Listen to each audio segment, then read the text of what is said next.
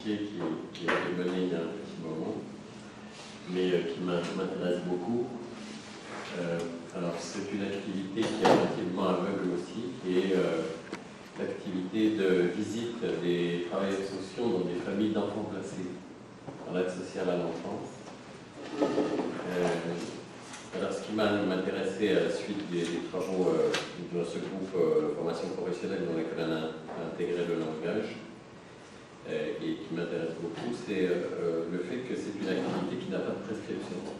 Il y a bien sûr des visites qui sont prescrites, mais on ne sait pas très bien ce qui s'y passe. C'est une part très discrétionnaire du métier et où on ne sait pas comment les travailleurs sociaux s'y prennent pour de bon. Donc je vais juste suivre ce que vous avez là sous les yeux et je vais vite parce que je n'ai pas envie de me manger les 20 minutes sur la présentation du plan. Et donc je vais plutôt dire... donc ce qui me semblait être intéressant sur l'intelligence professionnelle, c'est le fait que, pour reprendre une expression d'un didacticien français qui s'appelle Jean-Louis Martinan, il n'y a pas de pratique sociale de référence. En gros, il y a des visites qui sont prescrites parce qu'il y a des enfants placés, parce qu'il y a des familles qui font l'objet de mesures d'assistance éducative ou d'accompagnement éducatif.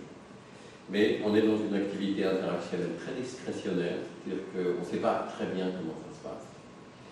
Par contre, il y a beaucoup d'universitaires qui ont raconté ce qui pourrait s'y passer. Ça, il y en a toujours. Mais pour de vrai, savoir comment les travailleurs sociaux s'en débrouillent, ça c'est plus compliqué. Et du coup, ça pose un problème de professionnalisation, c'est-à-dire comment est-ce qu'on rend plus efficace potentiellement ces visites, non pas parce que les travailleurs sociaux eux-mêmes souhaiteraient que ce soit plus efficace, mais parce que les commanditaires qui payent les travailleurs sociaux sont très soucieux de savoir si ça peut être plus efficace. Voilà, et donc il y a un savoir-faire interactionnel qui, évidemment, vous vous en doutez d'emblée, est un savoir-faire qui suppose de l'intelligence, et c'est une intelligence qui ne peut pas être que du côté du travailleur social, d'une certaine manière. Cette intelligence professionnelle, elle suppose d'enrôler les parents dans le travail au moment de cette visite. Et donc, un des enjeux de professionnalisation, c'est comment je fais participer astucieusement le parent, parent qui est quand même un peu stigmatisé par la société, puisqu'on lui fait remarquer qu'il n'est pas un parent totalement efficace. Un mot sur ce que j'entends par intelligence professionnelle, où j'ai essayé avec des collègues de réfléchir à ce que on pouvait bien dire dans le cadre de ce colloque sur l'intelligence professionnelle.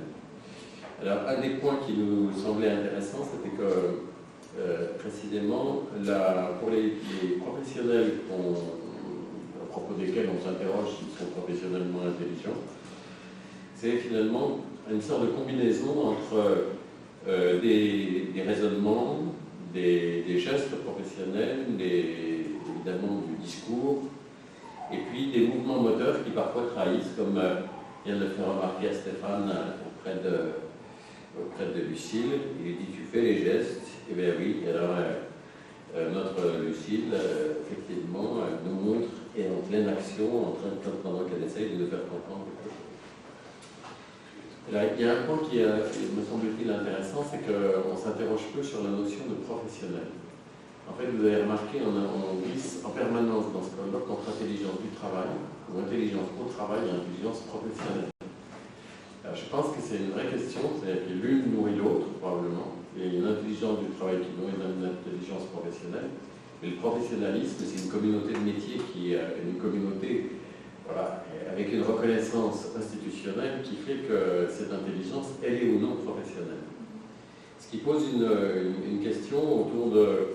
Finalement, cette intelligence, est-ce que c'est un patrimoine professionnel personnel qui se développerait par des adaptations, comme disait Kertorman ce matin, et finalement qui montrerait son plein effet au moment de transition vécue.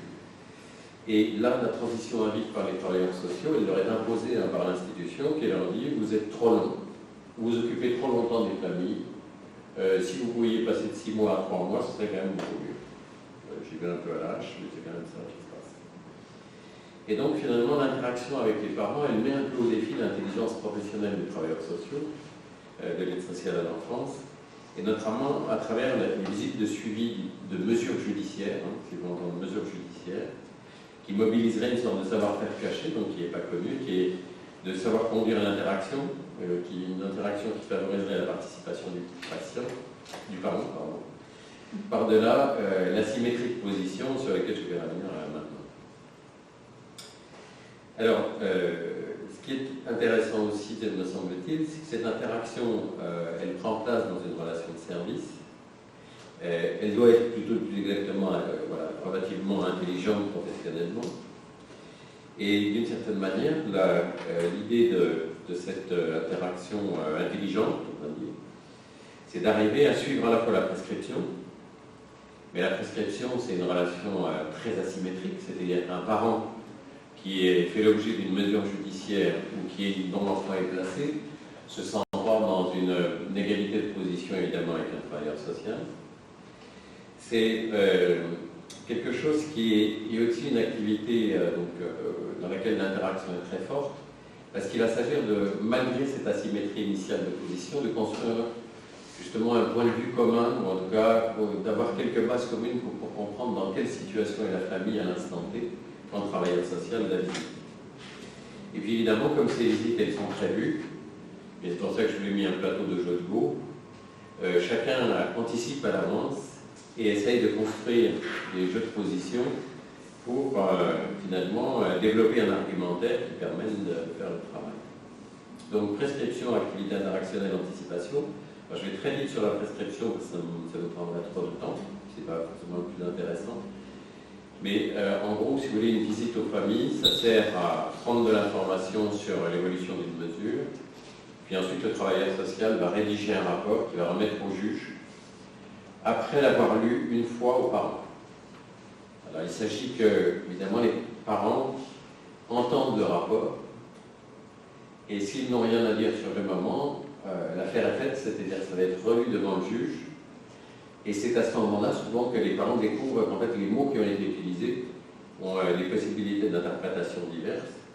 Et donc le moment des visites est un moment donné où se jouent les prémices, on va dire, du rapport qui va être fabriqué. Et donc ça, cette prescription initiale, elle est vraiment travaillée par le travailleur social, mise à l'épreuve et en tout cas redéfinie, il y a le plat par le travailleur social pour en faire quelque chose d'efficace.